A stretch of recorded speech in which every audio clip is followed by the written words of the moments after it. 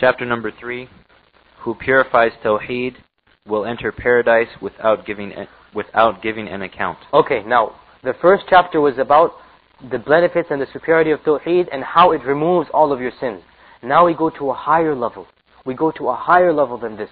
Okay? And that is that when a person enters paradise without any accounting, without any reckoning whatsoever. Now realize that on the Day of Judgment, every single human being, the kafir, the munafiq, the mu'min, the fasiq, every single person will go through a reckoning, will go through something we call a hisab, in which Allah subhanahu wa ta'ala will cause his actions, which are being recorded by the angels, to be brought forth, and they will be read and recited to him. Jazakallah khair.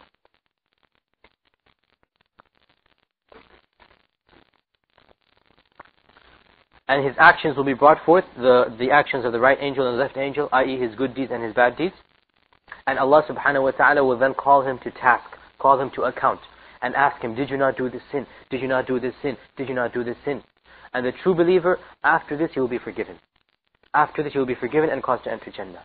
And obviously the kafir or the disbeliever, after this he will be caused to go to the fire of hell. However, there are a few slight people, if you like, the cream of the crop, if you like. Yani the height of the believers from the time of Adam to the Day of Judgment. This is not only specific to our ummah, but to every ummah. There will be a few people whom Allah subhanahu wa ta'ala, because of their status, because of their iman, because of their perfection of Tawheed, like we'll study in this chapter, He will save them even from the reckoning. And you realize the reckoning in and of itself is a slight type of punishment. Okay? Imagine now when you finish your exams, you graduated, for example, from high school or from college, okay? And you're waiting for the results, okay? And you have to wait in line, one by one by one. That waiting in line is in and of itself a type of tension, a type of torture. And then when you get to the principal or whatever, or whoever is going to give you results, and he's looking over it, and he looks at you, you don't know what's there.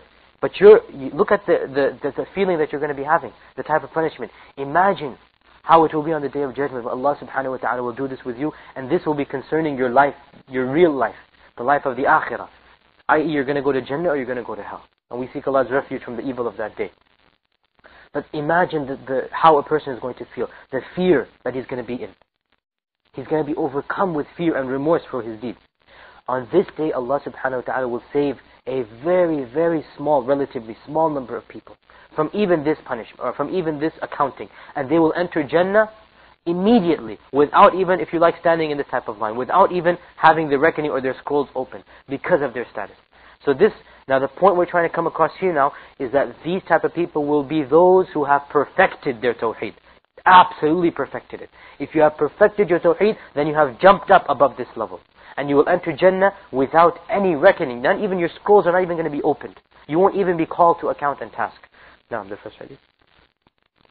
Allah the Most Exalted said, Verily, Ibrahim alayhi salam was indeed a model, devoutly obedient to Allah, unswervingly true in faith, and he was not of those who ascribe partners to Allah. Okay, now, in this verse, Allah subhanahu wa ta'ala describes Ibrahim. And we have to realize that Ibrahim, his status is one of the top 5 prophets. And obviously that means one of the top 5 human beings ever to have existed. Who are the 5 main prophets of Allah subhanahu wa ta'ala? Go chronologically. Noah, second person. Ibrahim, Musa, Isa, and the Prophet Muhammad sallallahu alaihi wasallam. These are the 5 main prophets, the ulul azm, the ones of patience, perseverance amongst the prophets. And obviously these are the 5 best of the creation also on the Day of Judgment. Now of these 5, Allah subhanahu wa ta'ala chose Ibrahim and the Prophet Muhammad sallallahu alaihi wasallam above the rest. So these two occupy a status even above the other 5 prophets. Okay?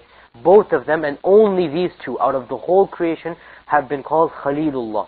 Or if you like, the friend of Allah subhanahu wa ta'ala. The close friend of Allah subhanahu wa ta'ala. The word Khalil in Arabic, it means a close friend. A person who you can trust your secrets with. Your Khalil. When you can trust absolutely and totally. Now obviously Allah subhanahu wa ta'ala is not in need of a friend. But this is a title that He gave to them to exalt their status. Okay, so only 2 people out of all of the creation have been given this status. The Prophet Muhammad ﷺ and Ibrahim ﷺ.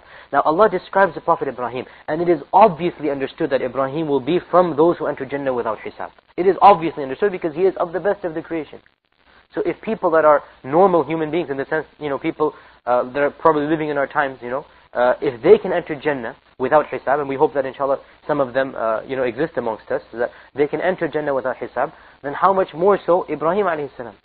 You see, my point is that Ibrahim alayhi salam, it is understood that he's going to enter Jannah without hisab. So Allah describes Ibrahim with 4 things. He said Ibrahim was a ummah, which was translated in your book as how? A model. A model, okay.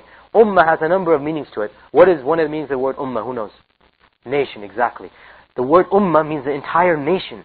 So by using this phrase for Ibrahim, it's a type of inference, if you like, implication, that Ibrahim was so strong in his faith of Allah, so devout in his worship, it is as if he's equivalent to a whole nation. You see what I'm trying to say? Is that Allah describes this word ummah. He describes Ibrahim with this word ummah. And one of the implications of the word ummah is a whole nation. So it is as if Ibrahim was so devout and so powerful and so much worshipping Allah subhanahu wa ta'ala, it is as if he was like a whole nation in and of himself. Another meaning of the word ummah is that he was an imam, or one who is followed. I think that's Luqman out there. It's okay? Or one who is followed. That he has reached such a high level or such a high status that the people can follow him. The people will take him into as a role model to follow. So the point is, Ibrahim is being described in these verses, that Ibrahim was a ummah, qanitan lillah. He was obedient and worshipping to Allah subhanahu wa ta'ala. Okay? And this is what we call dua qunut, which we sometimes read in witr, dua qunut. In other words, the worship. So he was worshipping Allah, hanifan. He was not swerving to the evil path, or the path of shirk. And then Allah describes him with the 4th characteristic. And he was not of those who did shirk. He was not of those who did shirk. And this is the point of this verse that is relevant to this chapter.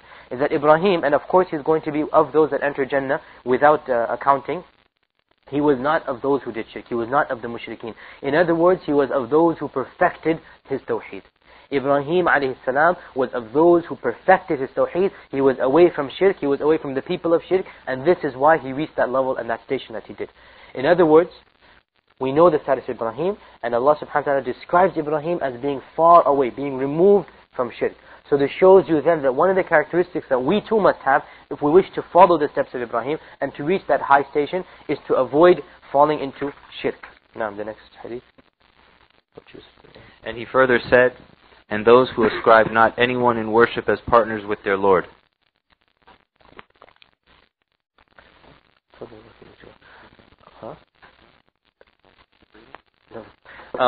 So in these verses, Allah subhanahu wa ta'ala is describing the believers.